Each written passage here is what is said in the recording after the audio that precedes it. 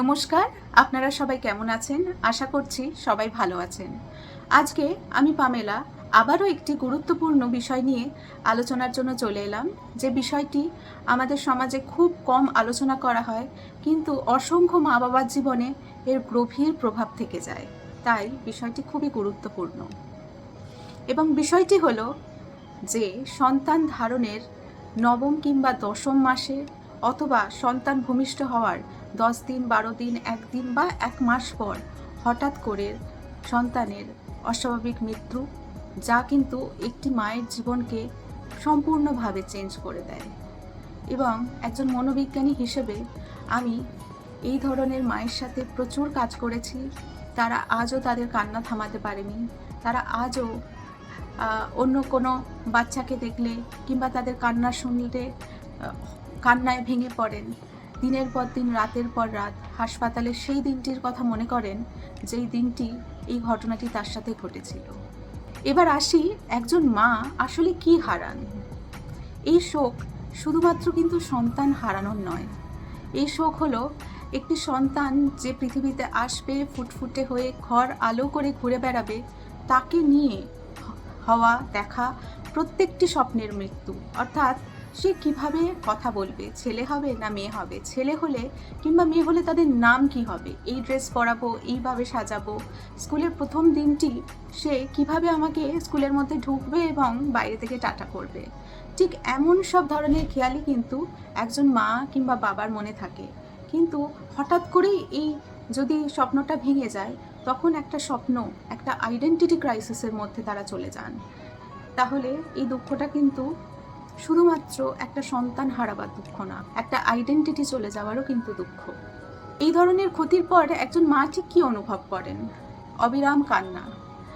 মা হয়তো কেঁদেই যাচ্ছেন এবং তিনি বারবার করে সে দিনটির কিংবা ক্রমাগত যে তিনি সন্তানের হার্টবিট ফিল করতে পারেননি, নড়াচড়া ফিল করতে পারেননি, কিভাবে ডাক্তারের কাছে গেছেন, কিভাবে পুরো ঘটনাটি ঘটেছে, এটা কিন্তু তারা এসে বারবার বলতে চান যে দেখুন এই ঘটনা ঘটেছিল, আমি ঠিক এই ধরনের অনুভব করেছিলাম। এই দিনটা তারা ভুলতেই পারেন না এবং অল্পতেই কিন্তু তারা পুরোপুরি ভেঙে চুরমার হয়ে যান।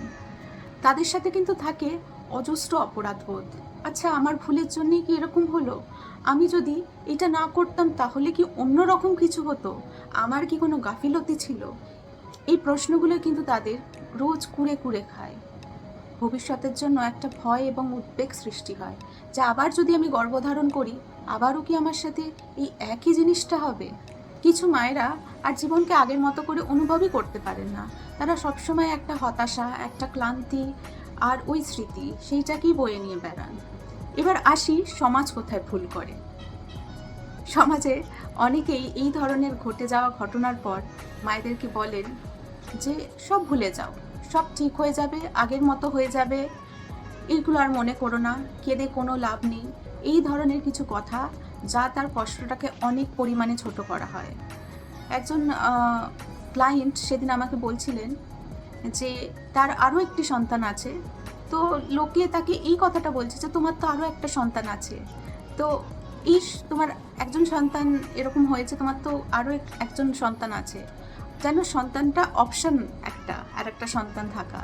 এবং এই যে মা, তার দুটি সন্তান, তিনি এইভাবেই স্বপ্ন দেখেছিলেন যে তার বড় মেয়ে কিংবা বড় ছেলে কিভাবে ছোট সন্তানের সাথে হাত ধরে স্কুলে যাবে কিংবা একে অপরের পাশে থাকবে। তো এই প্রতিটা স্বপ্নের কিন্তু মৃত্যু হয়ে গেছে। আমাদের দুটো হাতই আমাদের কাছে যতটা গুরুত্বপূর্ণ, একটা মায়ের কাছে দুটি সন্তান কিন্তু ততটাই গুরুত্বপূর্ণ হয়, দুটি কিংবা চারটি, যাই হোক। তো এই ধরনের কথা কিন্তু তাকে আরও কুরে কুরে খাচ্ছে এবং আমরা না বুঝেই এমন কিছু কিছু কথা বলে ফেলি, যা কিন্তু একটা ক্ষতবিক্ষত মনকে আরও ক্ষতবিক্ষত করে দেয়। তো এইগুলি বলা থেকে আমাদের বিরত থাকতে হবে। তাহলে এবারে আসি যে পরিবার কিভাবে এই বিষয়ে সাহায্য করতে পারে।